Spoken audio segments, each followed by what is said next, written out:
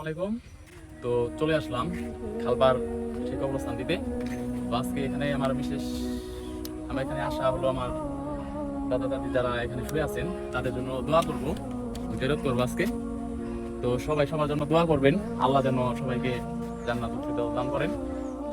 চলুন যাই, আপনাদের একটু দেখাবো এখানকার সেই কবরস্থানটি। তো আমি বিশেষ করে আপনাদের আমি একটা জিনিস দেখাচ্ছি।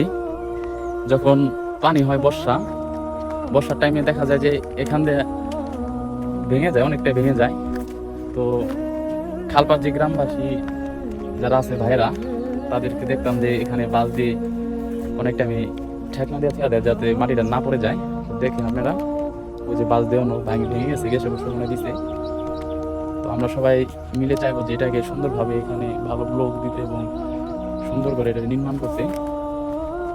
তো আমার আগের যে ভিডিওটা আপনারা দেখবেন যে কাঠিকাটার যে নতুন কবরস্থানটি।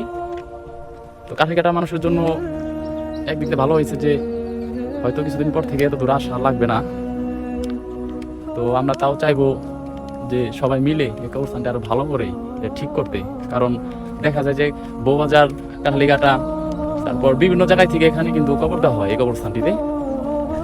হ্যাঁ, কিন্তু কবরস্থানটি সুন্দরভাবে নির্মাণ হয় না। দেখেন যে এখান থেকে বর্ষা হলে আপনারা দেখতে পাবেন, যদি কোনো সময় আসেন কি, এখানে খুব বেহাল অবস্থা হয়ে যায়, এখান থেকে ভাঙ্গা চুরমার হয়ে যায়, খুবই ভয়াবহ অবস্থা।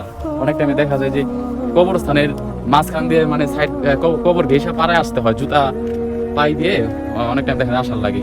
আর যদি মনে করেন সাইডে একটু পাকা থাকতো বা একটু কিছু ফ্লো ফ্লাই না থাকতো, তাহলে হয়তো কিন্তু আমাদের জুতা পরে কিন্তু এখান দিয়ে আসা লাগতো না।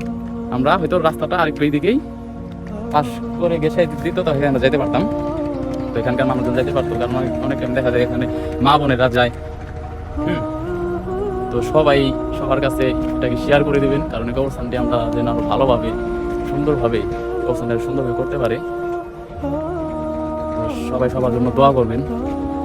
একসময় আমরা চলে যাব, হয়তো দেখার মতন কেউ থাকবে না। খুবই খারাপ লাগে কবরস্থান আসলে। জীবনটা আসলেই 2 দিনের। আমরা দুনিয়ায় আসছি শুধুমাত্র বেড়াইতে, এই কথাটাই সবাই ভাববেন। কখনো অহংকার রাখবেন না মনে, সবসময় ফ্রেশ মনে, পবিত্র মনে চলবেন। আল্লাহ যেন সবাইকে ভালো রাখেন, সেই দোয়াটাই করবো। সবাই ভালো থাকবেন, সুস্থ থাকবেন। আসসালামু আলাইকুম।